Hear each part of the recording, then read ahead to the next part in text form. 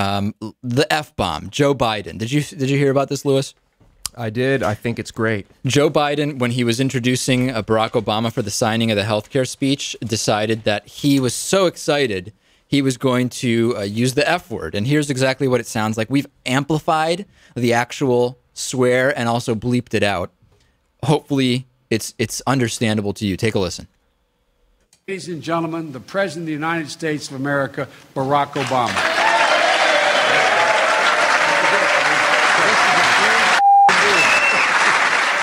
Okay, so saying this is a big effing deal, not knowing that the mic was going to pick it up. I think this is hilarious. I've been on Facebook all day. Whenever anybody I know is commenting, just picked up a coffee, great article in the paper, I'm going in and just saying this is a big effing deal. I think this is hilarious. This is Joe Biden at his best, is he not? Yeah, but you know what? It's a slip up. You know, all these politicians. It's not even a slip up. It's just the mic was on. Right. Well, I mean, they should all know by now that whenever you're mic'd up, you just probably shouldn't say any of that stuff just in case. You should probably know. After all the, the clips they've all seen, we've all seen. In retrospect, a friend of mine sent me some of Biden's other gaffes. Remember when he made the comment about Indians and 7-Elevens? Take a listen. In Delaware, the largest growth in population is Indian Americans moving from India. You cannot go to a 7-Eleven or a Dunkin' Donuts unless you have a slight Indian accent. I'm not joking. Oh, gigantic. So that's one that didn't come out quite right. He apologized for it. What was that? That's pretty bad. It wasn't good. And then also saying that his state was a slave state. Better than anybody else. And you don't know my state. My state was a slave state. My state is a border state. My state is the 8th largest black population in the country. My state is anything from a northeast liberal state. I don't even know what it was he was trying to get across there. I guess that he understands black people. That was in the 2008 primary. Joe Biden, I love it. I think it's hilarious. Some great campaigning right there. It's great that when we have John Kerry on or Governor Deval Patrick of Massachusetts, they're completely guarded. I can't imagine a situation where they would say something like that. Joe Biden, he's a little out of control, and I think it's great. He's known for it, and whatever. I think it's great. But he was right about the healthcare bill. It's a big effing deal. It is, right. Whether you agree with what's in it or not, it's certainly a big effing deal for the Democrats. That's for sure. Bret Baier got an interview on Fox News with Barack Obama, and we know that there's been a media war between the White House and Fox News. This is painful to listen to. Bret Baier was just interrupting time after time after time. And you rarely see that when interviewing a president. Usually you give deference to the president, to the position of the president. He apologized for the interruptions. And even in the apology, he was interrupting and talking over Barack Obama. And I'll play this for you. When you listen to this, ask yourself this question. Can you even imagine Bret Baier interviewing George W. Bush or Dick Cheney and interrupting and talking over and not letting them speak the way he's doing here? Take a listen. We are interviewing President Barack Obama. I don't spend a lot of time worrying about what the procedural rules are in the House or the Senate. This measure? But Mr. President, this Monday, because of health care. Okay, so Mr. President, let me insert this. But let me get to some more specifics on substance, not process. So you don't buy the CBO or the actuary. I could read the exact same emails. But these are real people. And it's not just Washington punditry. No, we're fixing a broken system. Okay, back to the original question. The key, I am not. You're saying that's that vote. What I found in small businesses are helped. Do you That's know? what they're concerned because of that. Understand. But do you know which ones are still Hold on in? a second, Brett. I know you don't like to talk about process. You called it an ugly process. Brett, just as and the reason of the U.S. economy, though, sir. So how can the notion you guarantee that they're not going to be able to keep their doctor? Brett, you got to let me finish. For 7 hours. Mr. President, you couldn't tell me what the special deals are that are in or not. Mr. President, I'm getting wrapped up, and I don't want to interrupt you. I apologize for interrupting you so much, sir. I was trying to get the most for our buck here. So it's incredible. What is Bret Baier doing? And I know our audience will think that clip has been in some way doctored. It is not. That is exactly what it was. Bret Baier interrupting once after another.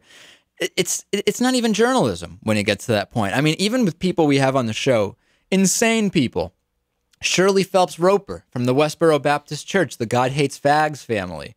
Or Orly Tates, who believes Barack Obama was born in Kenya and has 12 social security numbers and is sending people out to kill her.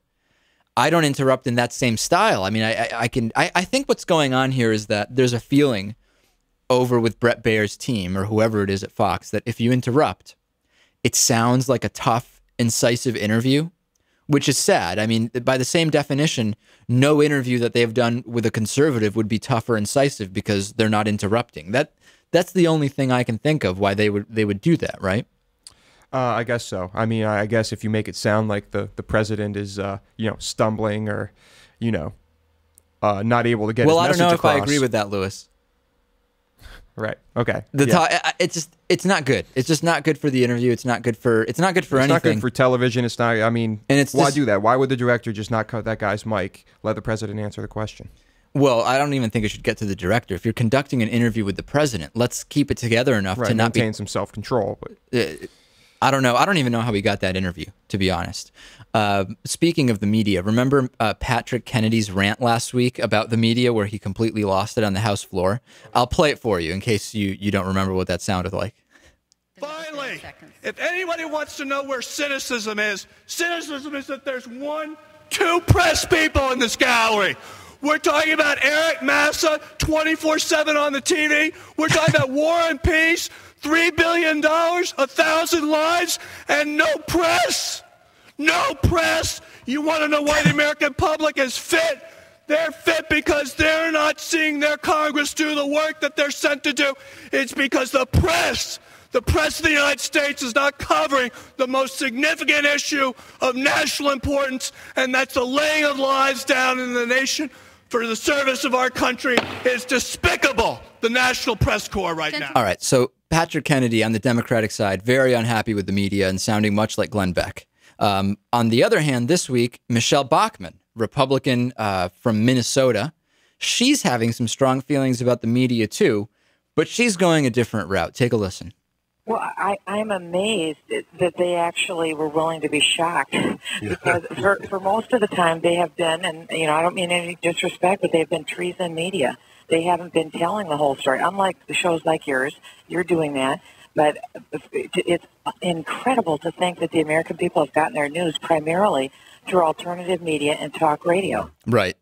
Treason. The media has now been committing treason. This, by the way, this is the same Michelle Bachmann who took to the floor of the House to say that since carbon dioxide occurs naturally, it can't possibly be something that's harmful. She also expressed that the census has become very intricate and very personal, and she won't be responding to the census. Millions of dollars spent in trying to count the number of people in the U.S. It's too personal for Michelle Bachmann. And also Michelle Bachmann contributed significantly to the death panel controversy. And this is, of course, something that was pushed by Sarah Palin as well.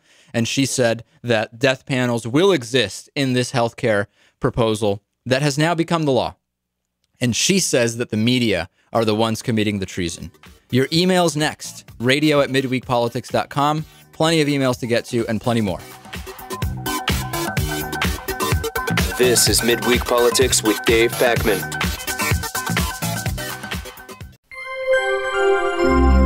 Midweek Politics is brought to you in part by Jackson & Connor, classically modern men's apparel in Northampton, Massachusetts on the second floor of Thorne's Marketplace, and by DIF Design, specializing in custom business websites at difdesign.com. To find out more about underwriting Midweek Politics, visit midweekpolitics.com.